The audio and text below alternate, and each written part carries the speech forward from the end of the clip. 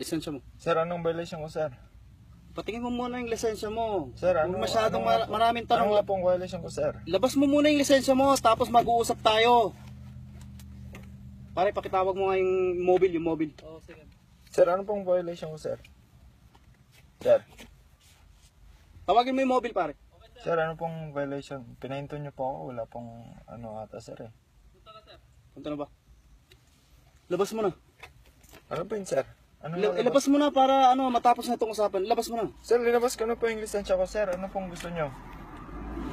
Basta, ilabas mo na para ano ba? Gusto mo bang kunin yung lisensya mo sa City Hall o ilalabas Sir, mo yung hinihingi ko? Kung pera po pinag-usapan, sir, 500 lang po pera ko dito, sir eh.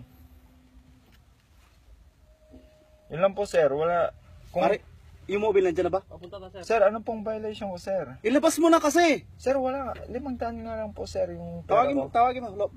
Mobile. Sir, ano pong violation ko, sir? Wala. Kailangan, akin na lisensya mo. Sir, wait lang, sir. Akin na. Doon ka magbayad. Ano po, sir? Sir, Ilalabas mo ba yung hinihingi ko o doon ka sa City Hall magbabayad ng lisensya? 500 nga lang po pera ko, sir. Ha? 500 lang po pera ko, sir. Mabuti pa pare, kunin mo yung towing. Towing natin to. Sir, wala naman po akong ginagawang, ba't niyo po ako pinara walang dahilan, sir?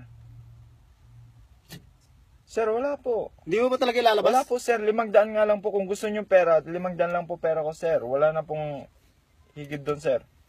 Hindi mo ilalabas? Hindi po, sir. Wala nga po akong pera, sir. 500 lang. Sinabi nang ilabas mo si Pikachu! Nandito siya! Sir. Ha? Wala dito si Pikachu. Nasa kabilang sasakyan.